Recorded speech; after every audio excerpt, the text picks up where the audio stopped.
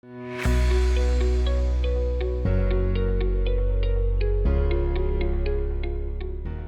à tous, je suis Florence, bienvenue dans le podcast Data Drive. Aujourd'hui, j'ai le plaisir de recevoir Manon Daher du groupe Bonne Mère.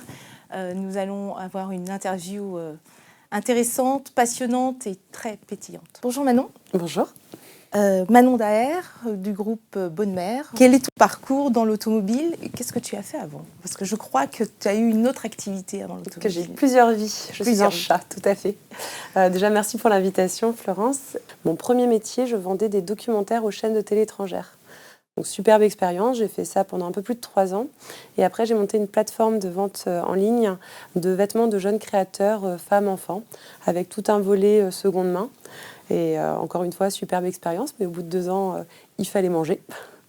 Et c'est là où j'ai décidé un petit peu de calmer mon CV, chercher une grosse entreprise pour me faire une expérience autre.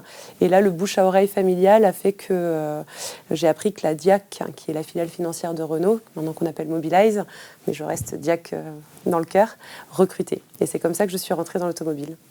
Très bien. Est-ce que tu peux nous en dire un petit peu plus? C'est ton grand-père qui a commencé dans le transport? C'est mon arrière-grand-père. Ton arrière-grand-père. 4e génération, c'est mon arrière-grand-père. C'est mon arrière-grand-père qui, sorti des tranchées, s'ennuyait à la maison et a commencé à faire du jockeyage en récupérant des voitures sorties d'usine et en les déplaçant d'un point A à un point B. Et au fur et à mesure, il a racheté 1 camion, 2 camions et l'entreprise Bonne Mère a été créée ainsi. Bien. Donc aujourd'hui, c'est une belle entreprise dans le Grand Ouest. Au début, la Bretagne. Au début, Paris. Paris. En fait, alors, on ne le répète pas trop, mais c'est vrai que l'origine du groupe était région parisienne. D'accord. Et c'est à partir du moment où on a basculé sur la distribution automobile, où la première concession qui a été rachetée était dans les Côtes-d'Armor. Et c'est comme ça que le groupe a déménagé. Et c'est pas pour rien, c'est parce que ma grand-mère était originaire de Bretagne. Donc, on a bien une attache historique à la Bretagne, mais l'entreprise a mis un peu de temps avant de déménager là-bas. Ok. Ensuite, la Normandie. Tout à fait.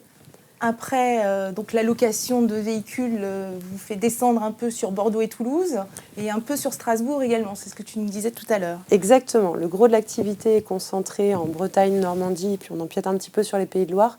Et après, on a quelques activités de diversification qui fait qu'on a quelques agences, notamment de location longue durée, dans le sud ou même on va jusqu'à Strasbourg. Donc, on balise un peu plus d'un point de vue national. D'accord. Donc les marques distribuées, donc Renault, Dacia, Nissan, Alpine et BYD. Plus récemment, BYD, tout à fait. D'accord. 1800 collaborateurs dans le groupe, dont 210 alternants, on en parlera un petit peu plus tout à l'heure.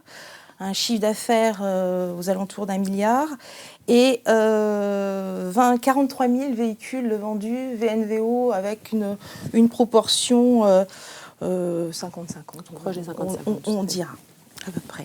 Parfait. J'ai une question, donc marché de l'art, l'automobile.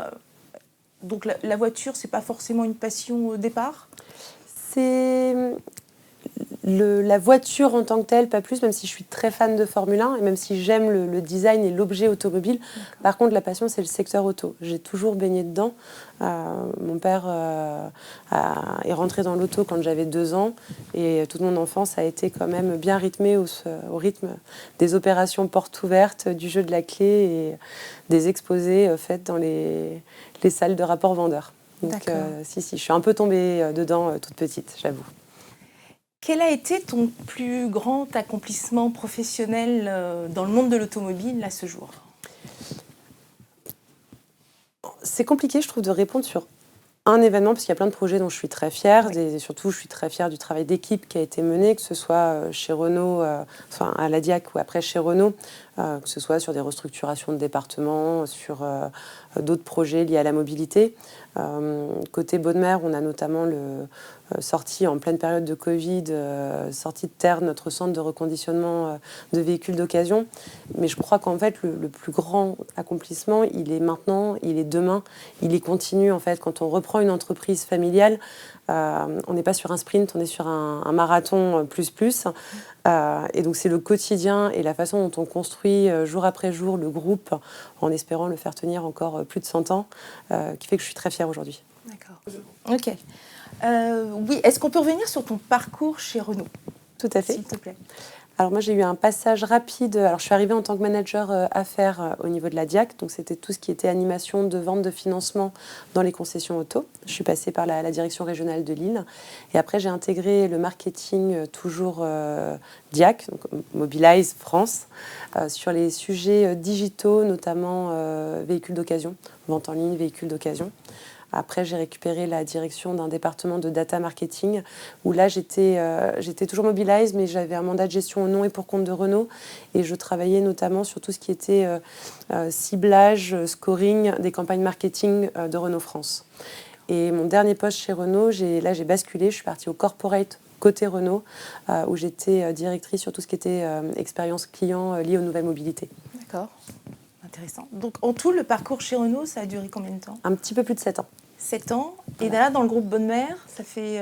Ça fait depuis 2020, donc... Ah oui, c'est récent, ça reste... Je suis arrivée juste avant le Covid. Eh Moi, oui, j'ai un petit côté chat noir. Quand j'ai basculé au corporate chez Renault, 3 mois après, Carlos Ghosn emprisonné, j'arrive chez Bonne Mère, 3 mois après, tout le monde confiné. Bon, en même temps, ce sont des belles expériences. Donc, Tout à fait. Où on apprend à rebondir.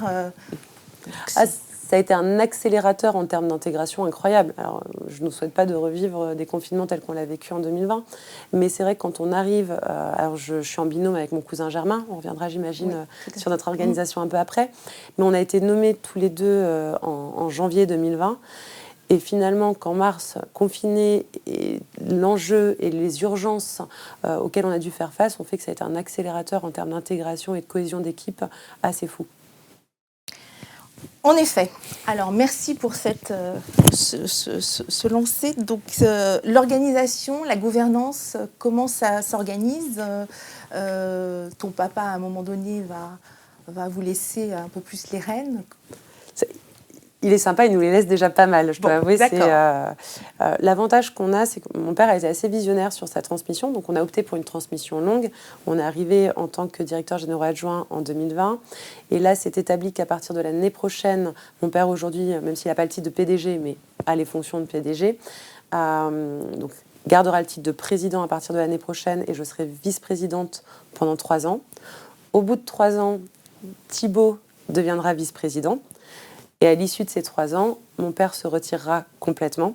Et avec Thibaut, on alternera présidence et direction générale. On a opté pour une présidence tournante ensemble. Et ça, c'est écrit, partagé, validé avec notre conseil d'administration depuis 2020. Très visionnaire en termes de planification. Ça a été sa force, son obsession et sa force. Et ce qui fait que ça se passe extrêmement bien, parce qu'il y a souvent des expériences d'entreprise familiale où les transmissions peuvent être compliquées. Nous, le fait que tout a toujours été écrit, clair et partagé à tous les membres de la famille fait que... facilite les choses. Exactement. Et donc, vous êtes dans vos rôles de toute manière et c'est inscrit. Très bien. Alors, moi, je suis assez contente de recevoir une femme qui dirige un groupe de distribution automobile. Vous êtes peu nombreuses en France. Et quel conseil donnerais-tu à une jeune femme qui souhaiterait rentrer dans le domaine de l'automobile? Elles sont peu nombreuses, mais qu'est-ce qui ferait que... D'y aller, de ne pas se poser de questions et de ne pas hésiter, en fait. D'oser. Exactement. Mais je pense que de plus en plus, les femmes osent et c'est une question qui n'en sera plus une, je l'espère, dans les années à venir. Mais effectivement, il faut juste y aller, arrêter de se poser des questions et pas de se demander si on est à sa place, mais plus se demander qu'est-ce qu'on peut faire en plus et avancer. Donc c'est moins de questions, plus d'actions. Alors le fait d'être une femme, qu'est-ce que tu vas donner en plus? Qu'est-ce que tu as donné en plus pour le groupe? C'est peut-être une vision différente. C'est comme tout ce qui touche à la diversité en règle générale, ça apporte de la richesse au niveau des équipes. On le fait bien dans nos profils. Alors chez nous, on a une formation interne qui permet d'identifier les profils MBTI. On fait exprès dans des équipes d'avoir des profils différents. C'est la même chose avec les femmes, les hommes. C'est la même chose avec les origines aussi de nos collaborateurs. Plus il y a du métissage, une mixité, plus les équipes sont riches et innovantes. Et c'est la même chose sur la pyramide des âges aussi. Donc c'est au même titre, plus de différence pour plus de richesse. Alors, ton côté digital que tu avais que tu as développé chez Renault, tu l'as intégré dans le groupe Bonne Mère également. Tu as une volonté de digitaliser, Alors, mettre... Je m'occupe et j'ai en direct les équipes digitales, effectivement. Après, c'était déjà un sujet, puisqu'avec Thibaut Carissimo, donc mon cousin germain, est rentré dans le groupe à peu près en même temps que moi chez Renault. Et en fait, était en charge notamment de développer le marketing et le marketing digital au sein du groupe. Donc, on avait peur d'être un peu trop similaires d'ailleurs sur nos sujets d'appétence. Finalement, on est très complémentaires, ce qui est rassurant pour nous. Mais ce serait un peu présomptueux de ma part de dire que c'est moi qui ai apporté cette vision, parce qu'elle était déjà bien implantée, bien dans l'ADN du groupe. Le groupe a toujours été assez innovant sur ces sujets-là. Parfait, très bien. Alors, c'est vrai qu'aujourd'hui, on est dans des défis perpétuels. Hein. L'automobile, c'est plus comme c'était avant. On se cale sur l'année dernière, on fait +2, +3. Aujourd'hui, il y a plein de réglementations, tout devient compliqué. Mais il y a toujours des opportunités de réussir, de se développer. Comment se passe l'électrique chez vous? Parce que c'est un sujet qui est quand même un petit peu difficile. Là, les volumes ont chuté de manière, depuis le début de l'année par rapport à l'année dernière. Qu'est-ce que vous mettez en place? Parce qu'il y a les lots à café qui sont là, donc il va falloir vendre de l'électrique. Alors, j'ai envie de dire que la partie réglementation café, effectivement, et les objectifs de vente de véhicules électriques se fait assez naturellement chez nous, puisque nos constructeurs historiques ont déjà choisi d'électrifier de plus en plus leur gamme. Donc, naturellement, en tout cas sur la partie véhicule neuf, on va être de plus en plus vers de l'électrique. Le fait qu'on ait aussi signé une marque telle que BYD fait que, par définition, on vend plus d'électrique. Après, c'est surtout des formations de nos collaborateurs pour qu'ils soient très à l'aise pour pouvoir orienter nos clients, parce que c'est vrai qu'aujourd'hui, pour réussir à trouver son chemin dans les différentes motorisations, les différentes aides, les dossiers, c'est surtout le client final qui est un peu perdu. Donc il y a un vrai enjeu pour nous de formation, aussi bien des vendeurs que de nos mécaniciens en électromécaniciens. Donc le bon choix de constructeur et l'accompagnement de nos collaborateurs, aujourd'hui, c'est notre angle d'attaque. D'accord. Vous devez renouveler, bien évidemment, les forces commerciales. Donc, les jeunes sont peut-être plus à même de se plonger dans le monde connecté, électrique. C'est peut-être plus simple. Mais au niveau de la réparation, comment ça se passe dans le groupe Bonne Mère pour l'électrique? Vous êtes organisé, On a lancé en interne des cursus en fait, de formation de mécaniciens en électromécaniciens. C'est des promotions à peu près de 10 collaborateurs et qu'on continue à accompagner. Après, il y a de toute façon des formations qui sont avec nos constructeurs. Je pense que Renault est très dynamique sur la partie formation et accompagnement dans la transition des métiers. Puis il existe aussi des aides, là pour le coup, étatiques sur tout ce qui touche à la transition énergétique. D'accord, ok. Donc ça se passe très bien. Et en termes on n'a pas parlé de volume en électrique, vous êtes à peu près... on est à peu près, sur notre partie véhicule neuf, on est à peu près à un peu plus de 13% et dans les 5% sur la partie véhicule d'occasion. D'accord. Donc c'est en cours. Après, ça a été malmené cette année aussi avec la fin de certains bonus. Et puis le marché est un peu plus calme sur ce premier semestre, mais on y tend doucement mais sûrement. D'accord. Un peu en marche forcée, mais oui, on y un peu en marche forcée. Alors Manon, j'aimerais savoir comment s'organise une journée type pour toi. Quelle est une semaine? Comment ça se passe? Eh ben, les jours se suivent mais ne se ressemblent absolument pas. Non, alors j'ai très sincèrement pas de journée de type. J'essaye d'être au maximum présente avec les équipes. Après, on a une organisation qui fait que je n'ai pas un bureau avec l'ensemble de mes équipes, puisque le groupe a grandi avec des opérations de croissance externe. Donc, par exemple, mon directeur des ressources humaines n'est pas dans le même département. Notre directeur d'AXVN est encore dans un autre. Notre directeur financier est en Normandie. Donc, c'est vrai qu'on On essaye d'avoir au moins un point de rendez-vous fixe dans la semaine, le lundi et le vendredi en réunion d'équipe, en visio ou en présentiel. On essaye le présentiel si possible, mais sinon en tout cas en visio. Et après, c'est en fonction des départements, en fonction des sujets. Puisque moi, je m'occupe plus de la partie développement. En fait, je suis surtout de la partie organisation et développement. Donc, il va vraiment y avoir la temporalité des projets qui va influencer mes semaines. Alors, dans la présentation que tu m'as fait passer, en effet, il y a toute cette partie développement que tu manages avec ton cousin, je pense. C'est ça, c'est ce que j'ai vu. Hein. Bonne Mère Développement, ça s'appelle. Tout à fait. Est-ce que tu peux nous en... Alors, parce qu'il y a une partie pôle location, briocar, centre auto de préparation, dépannage engagé et électrique automobile. Est-ce que tu peux nous en dire un petit peu plus? Exactement. Alors, c'est au niveau de la structure du groupe, on a une holding, on a 2 sous-filiales. Bonne Mère Auto, qui regroupe toutes les activités de distribution automobile classique, donc notre cœur de métier, avec nos constructeurs historiques tels que Renault, Dacia, Nissan ou Alpine. Et on a créé une deuxième sous-filiale, Bonne Mère Développement, qui regroupe toutes nos activités de diversification, où on a effectivement notre plateforme de vente en ligne Briocar. On a notre centre de reconditionnement, le fameux qu'on a lancé en 2020. Et après, on a des activités de location longue durée, courte durée. On a BYD qu'on a mis sur cette antenne-là pour bien séparer de nos constructeurs historiques, que ce ne soient pas les mêmes équipes, tant RH, marketing, qui travaillent sur le sujet.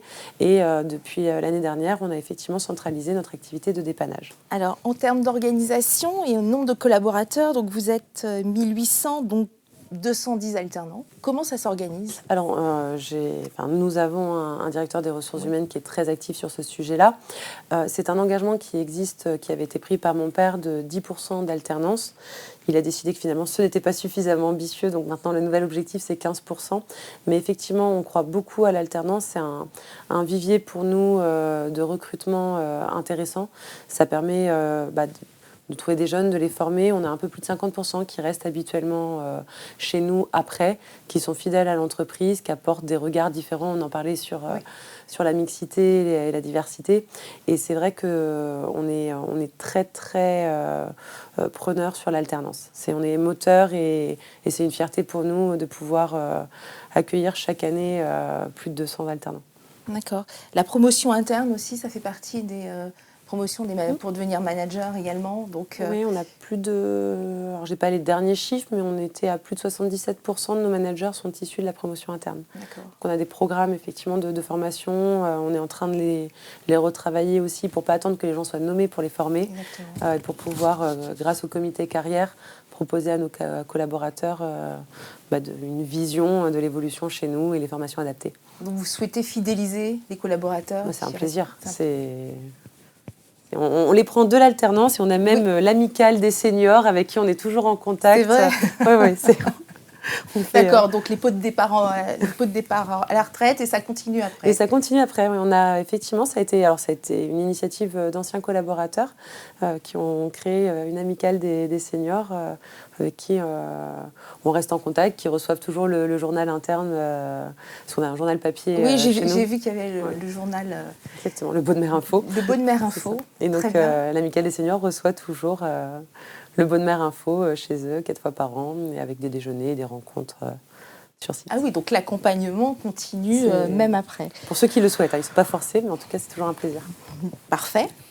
On parle de distribution automobile, mais le mot maintenant c'est les mobilités.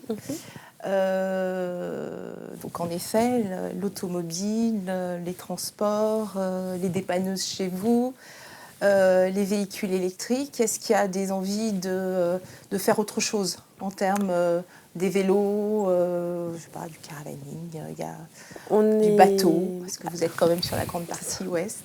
Sympa. On est toujours en veille. On est toujours en veille. On a mis en place un comité stratégique structuré aussi pour nous accompagner sur l'étude de ce type de dossier.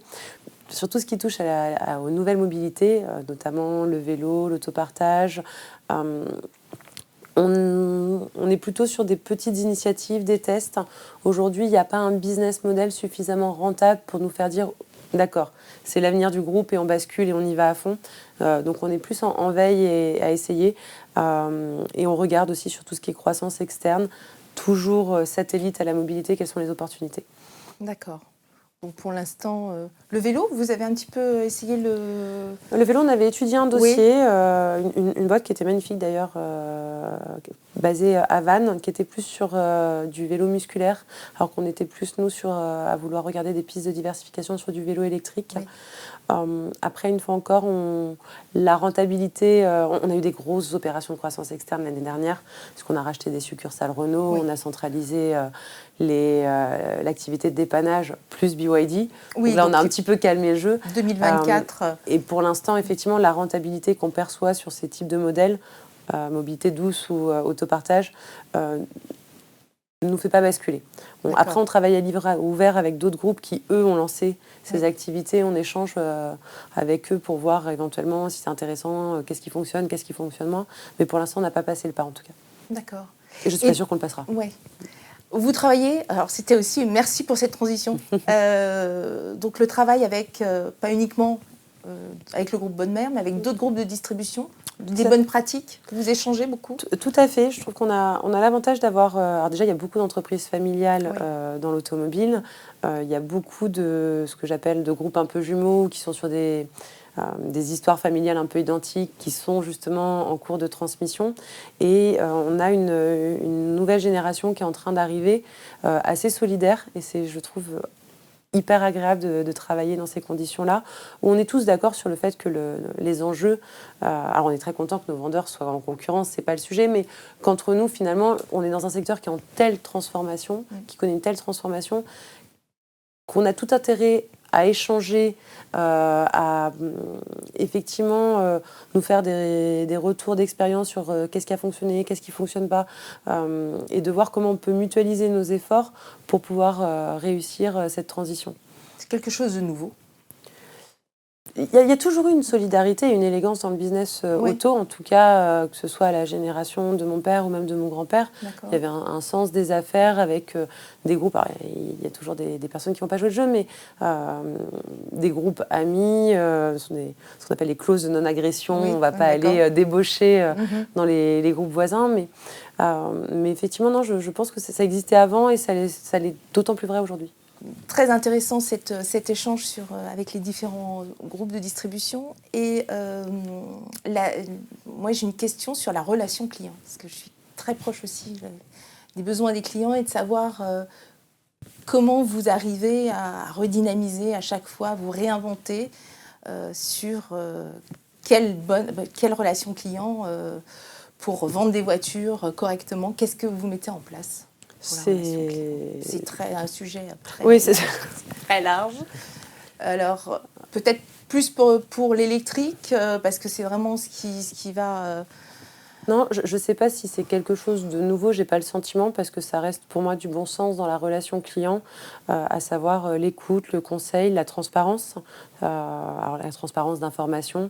Donc c'est presque plus, encore une fois, la formation de nos collaborateurs pour qu'ils soient bien à l'aise sur la technicité des véhicules et qu'ils puissent accompagner au mieux.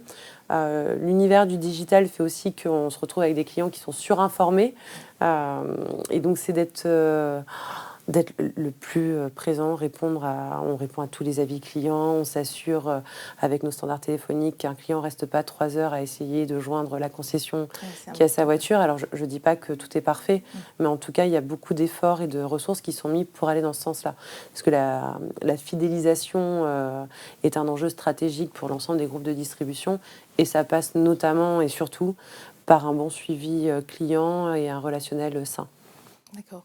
J'ai vu que vous aviez un call center. Donc, est-ce que c'est le commercial suit toujours son client ou c'est après rebasculer sur le call center? Comment vous êtes organisé? C'est plus l'inverse. C'est le call center qui va réceptionner notamment toutes les demandes d'informations par les sites internet, constructeurs. Donc il y a une préqualification. Donc il y a un filtre exactement, qui passe par le call center. Et après, une fois que ça bascule sur le vendeur, c'est bien le vendeur qui suit la relation avec le client. D'accord. avec les véhicules électriques, alors, il y a eu beaucoup d'essais de faits avec quelqu'un qui présentait le véhicule, que le produit, et après on basculait sur le vendeur. Est-ce que c'est la même chose pour vos marques? Il y a des tests, il y a des réflexions qui sont faites avec certains de nos constructeurs sur ce sujet-là, parce qu'effectivement, on arrive, encore une fois, à une telle technicité qui réfléchissent à des profils un peu, on va dire, génius, les fameux. Ce qui ne colle pas forcément en fonction de tous nos sites. Ce que je veux dire, c'est si on s'adresse à des concessions avec des équipes réduites, si là où j'ai 2 vendeurs, si tout d'un coup j'en ai un qui ne connaît plus les produits et un qui est spécialiste produit, je ne peux pas gérer les congés. Donc c'est un peu compliqué. Donc il faut qu'il y ait quand même une certaine taille de concession pour pouvoir se caler sur ces modèles-là. Et après, il faut faire attention d'un point de vue client à ne pas avoir de rupture avec un qui donne l'info et l'autre qui signe le chèque. Exactement. Donc il faut vraiment faire en sorte que, justement, faut pas le... Il y a d'autres problématiques d'organisation, mais c'est surtout d'un point de vue client, est-ce que ça répond bien à tous les besoins? Oui, c'est pas facile. C'est une bonne idée, mais il faut vraiment c'est caillou par caillou qu'on va le mettre en place. C'est ça. Voilà, sans couture et que ça soit fluide pour le client. Et il est vrai que quand les Genius sont arrivés, c'était que les clients. Moi, j'ai fait l'essai. On commençait avec quelqu'un, cette découverte produit, et après on allait avec une autre personne pour avoir le prix du véhicule. Donc c'était et après éventuellement une troisième pour le financement. C'est pour ça. Donc c'était assez particulier d'avoir jusqu'à 3 personnes différentes pour le même projet. Et là, l'idée, ce serait plus d'avoir le vendeur qui est vraiment responsable, qui est le point d'entrée et responsable de la relation, mais qui puisse, en fonction de la technicité des questions, solliciter l'expert produit. Donc ça vient en complément plus qu'en remplacement. On arrive à la fin de l'émission. Je voulais savoir une question un peu plus personnelle. Tes passions? Alors, mes passions, sans compter mon fils, évidemment, et mon conjoint, sinon il va me tuer. Forcément, de par ma formation, si j'ai fait marché de l'art, c'est que j'avais quand même une appétence pour la peinture et cinéma, beaucoup, ça depuis toujours. Et sinon, en autre passion, saut à l'élastique, un peu moins commun. Ah oui, tout à fait. saut à l'élastique, d'accord. Tout à fait, picousé depuis toute jeune par mon père, et on saute de temps en temps ensemble. D'accord. Un peu de saut en parachute, mais ça date. Ah oui. Mais voilà, et saut à l'élastique, ça se fait où, en Bretagne ou en Normandie? Alors en Normandie, viaduc de la Soulèvre, qui est un spot magnifique. Et là, par exemple, depuis le début de l'année, j'ai dû sauter 5 fois déjà. Ah oui, quand même. Non, quand je dis que c'est une passion, c'est... Ah oui. Et tu trouves le temps de... On trouve toujours le temps. Sur un week-end en plus, puis après on peut sauter plusieurs fois dans la journée, mais en tout cas c'est... Ah oui, en termes d'adrénaline, c'est quand même c'est fort quoi, au niveau cardiaque, non? Ah, ça élimine toutes les toxines de la semaine. On est nickel. Ça équivaut à une semaine au ski, on est tout bien après. Super. Non, mais c'est effectivement, ça fait partie de... Donc les passions, l'art normal et saut à l'élastique, alors là, en effet. Et la question, bien évidemment, c'est souvent la passion auto. Et est-ce que tu as eu ton permis de conduire à 18 ans? Non, parce qu'à 18 ans, j'étais en Australie. Je suis partie vivre 1 an en Australie de mes 17 à 18. Et donc, j'ai passé mon permis, je devais avoir 19, le temps de rentrer, de faire mes cours et tout à 19 ans, je l'ai eu. D'accord. Juste avant d'arriver à Paris, ce qui est complètement bête parce que je n'ai pas conduit pendant 7 ans. Mais je l'ai eu. Venant de Bretagne, j'étais obligée d'avoir mon permis. Ah bah oui, évidemment. Et ta première voiture? Ma première voiture, c'était une Twingo, soi-disant rouge, mais qui était plutôt rose, qui avait été la première voiture de mon frère aîné, qui m'a passé après et que j'ai passé à mon petit frère. Ah oui, d'accord. Voilà. Bon, je ne lui ai pas passé dans un super état, donc elle est vraiment morte avec mon petit frère. Mais, ah oui, donc elle n'existe mais c'est pas de sa faute. Elle n'existe plus. Elle n'existe plus. Mais elle a été, sachant que mon frère aîné l'avait eu d'occasion. Donc non, elle avait bien vécu cette voiture. Plus de 200 000 km. Ah oui, bah, super. Les premières Twingo, elles étaient incroyables. Avec le bouton rouge central. Parfait. Manon, ça a été un plaisir de partager ce moment avec toi. Une belle épopée, une belle aventure, et j'espère que ça va continuer dans le groupe Bonne Mère et que vous allez continuer de génération en génération à amener le groupe On verra. Encore 100 ans. Encore 100 ans. Voilà, à minima. Ça fait quand même 100 ans que vous existez. 102 ans maintenant. 102 ans. Ouais. Bravo. Merci pour ce partage. Un grand merci pour l'invitation. Merci beaucoup. Merci Florence. Destinée au groupe de distribution automobile, la plateforme collaborative 16 Link, développée par Jato Dynamics, vous aide à optimiser votre performance et mieux connaître le marché automobile. Outil d'aide à la décision pour les services achats, approvisionnement, marketing digital, des insights du marché en temps réel sur les marques, modèles, niveau de finition, prix de transaction, les options les plus populaires sur des millions de véhicules vendus en France, Allemagne, Angleterre, Espagne et Italie.